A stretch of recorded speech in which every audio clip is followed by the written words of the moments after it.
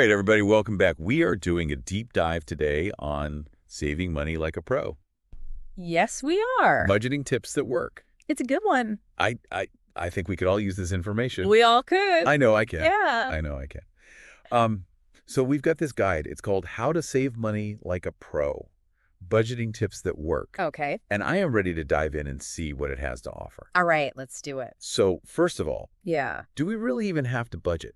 Well, I think that the word budget has a lot of negative connotations to it Yeah. for a lot of people. And they think of it as like restriction, like I can't do this, I can't do that. Right, exactly. But really what this guide is trying to say is that it's more about balance than restriction. Okay. Like making sure that you're spending your money in a way that aligns with your values. Look at that. And, will actually help you achieve your financial goals. Yeah, instead of just kind of like Right. spending with no purpose. Exactly. Okay, so, if we're going to do this, where do we even begin? Well, the first thing that the guy really emphasizes is understanding where your money is going.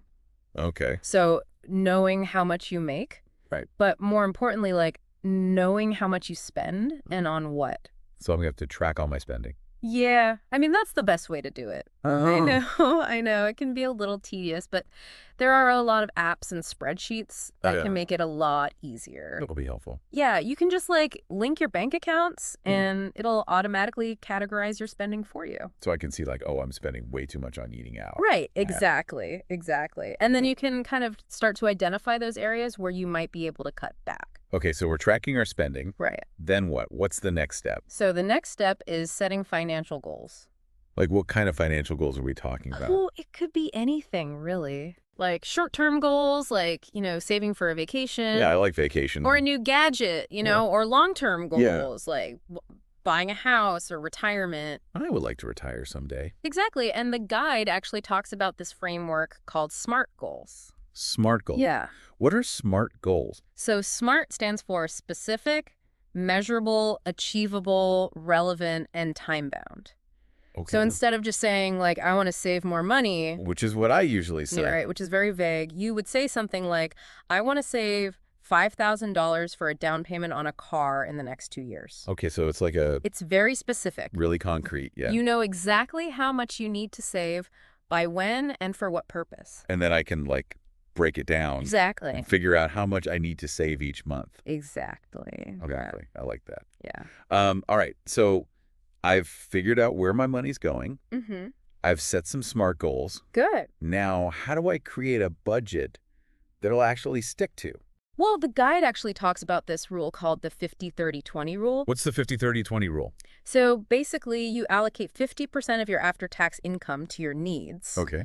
30% to your wants, and 20% to savings and debt repayment. Okay, 50-30-20, I can remember that. Yeah, it's pretty easy to remember. What are, needs? So needs are things like housing, food, transportation, healthcare, things that you absolutely need to survive.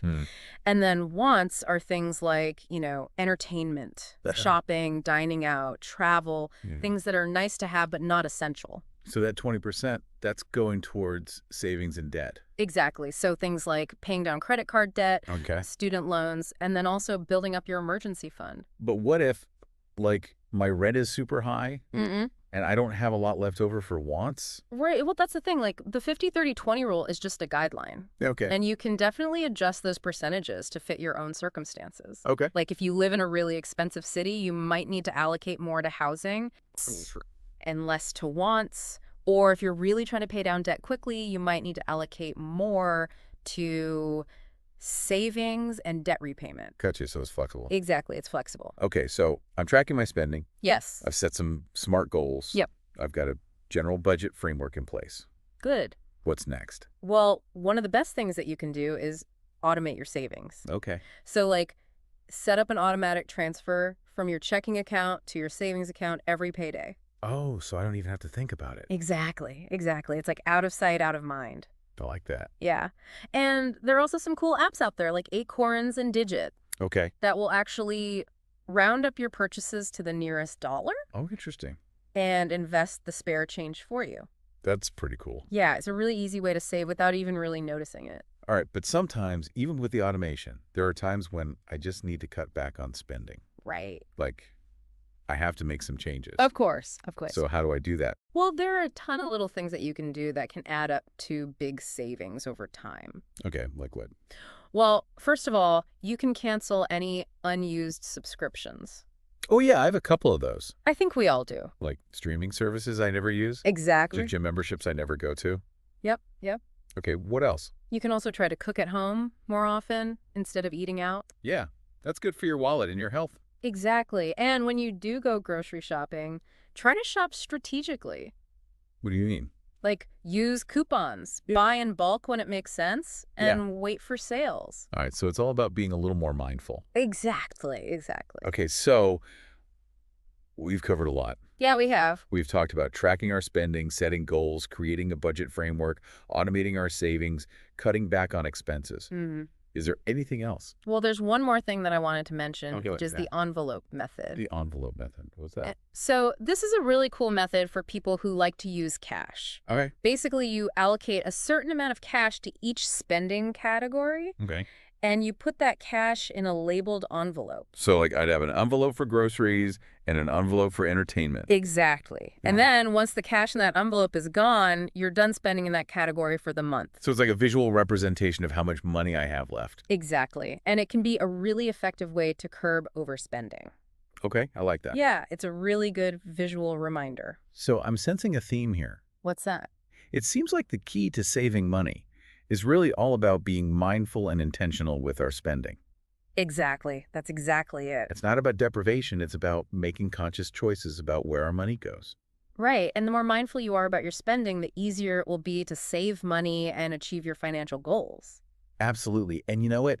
This has really helped me to reframe how I think about budgeting. Good. I'm glad. It's not this scary, restrictive thing, right? It's actually a tool that can help me to live a more balanced and fulfilling life. Exactly. And, once you start to see the progress that you're making towards your goals, you'll feel a sense of accomplishment and motivation that will keep you going.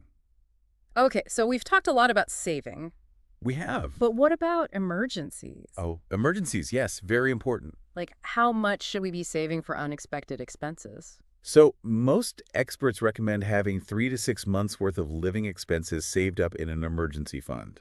Okay, 3 to 6 months, that's a good amount. Yeah, it might seem like a lot, but, you don't have to save it all at once. Okay. You can start small and just gradually build it up over time.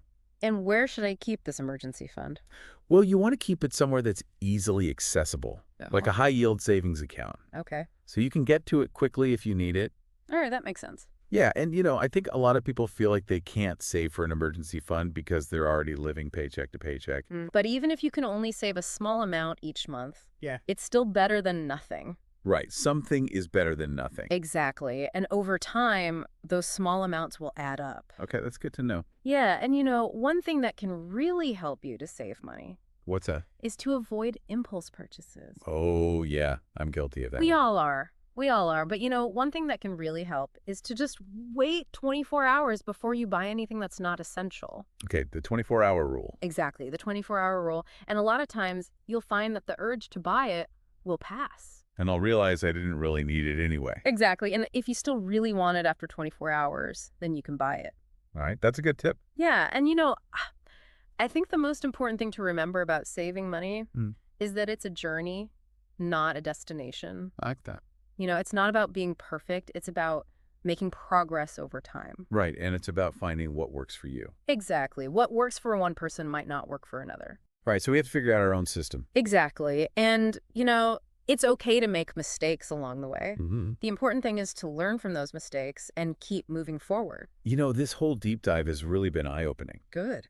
I feel like I have a much better understanding of how to save money effectively. I'm glad to hear that. And I'm actually excited to start implementing some of these tips. Yeah, and I think one of the best things about saving money is that it gives you a sense of control over your finances, and that can lead to a lot of peace of mind. Absolutely. It's like I'm not just at the mercy of my money. Right. I'm actually in charge of it. Exactly. And that's a really good feeling. It is. All right. Well, this has been a fantastic deep dive. It I has. feel like I've learned so much. And I'm really grateful for all of your insights. Well, thank you. It's been a pleasure. And for those of you listening at home, Yeah. don't forget to check out the show notes Us. for links to all of the resources that we've mentioned. Great idea. as well as some additional tips and tricks for saving money. All right, well, happy saving, everyone. Happy saving.